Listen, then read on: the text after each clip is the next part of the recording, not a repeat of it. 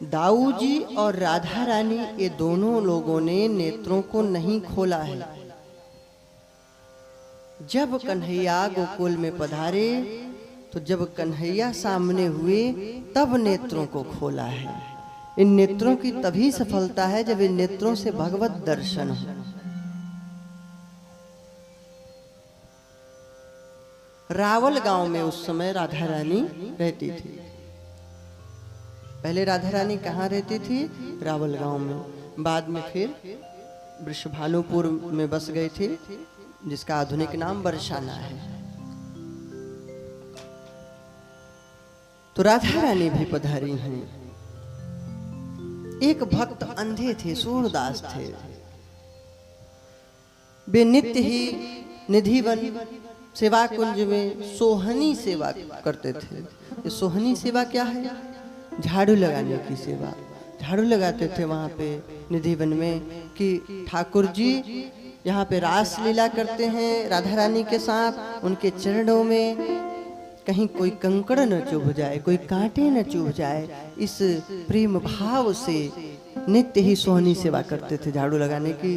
भगवान उनके ऊपर प्रसन्न हो गए। राधा रानी ने एक दिन कृपा किया है।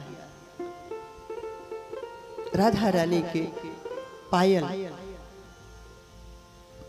एक चरण की पैजनी गिर गई। जानबूझ के गिरा दिया। कृपा करना है भक्त के ऊपर। झाड़ू लगा रहे थे तभी उससे पैजनी में लग गए तो उससे आवाज आई छन छन की। तो ये सोचे क्या है, हाथों से ऐसे टटोल करके देखने लगे तो पैजनी हाथ लग गई। इसको हाथ से लिए तो दिव्य अनुभूति होने लगी, क्योंकि ये साधारण पैजनी नहीं थी, किशोरी जी के चरण कमलों की पैजनी थी। हाथ से लिए, माथे से लगाए, हृदय से लगाए कि लग रहा है किशोरी जी ने कृपा किया है। इधर राधा रानी के एक चरण में पैजनी है, एक में नहीं। राधा रानी के अष्ट सखियों ने कहा है राधा रानी से कि किशोरी जो आपके चरण कमल में एक ही पैजनी है, एक चरण कमल में पैजनी नहीं है। ये लग रहा है ये बाबा है, यही पा गए हैं। किशोरी जी ने कहा जाओ ले आओ।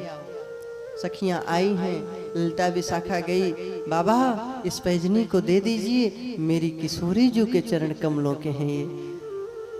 उन्होंने कहा नहीं, जब किशोरी जी स्वयं साक्षात दर्शन देंगी, स्वयं आकर के बताएंगी, तब मैं दूंगा।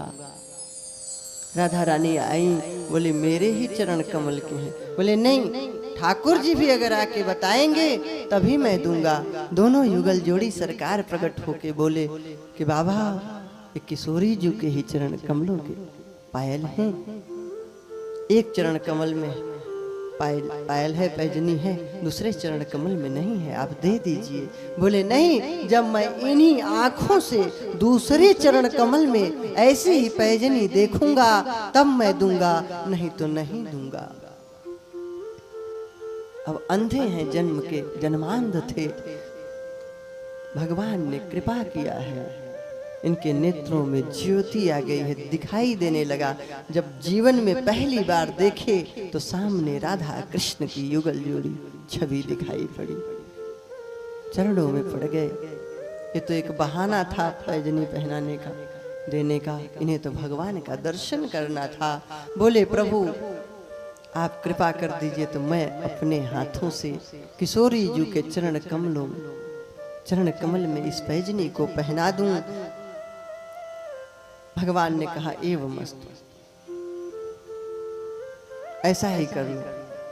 किशोरी जी के चरण कमल में पैजनी पहनाए हैं। भगवान प्रसन्न हो गए, बोले कि भक्तराज तुम्हारी जो इच्छा हो मांग लो।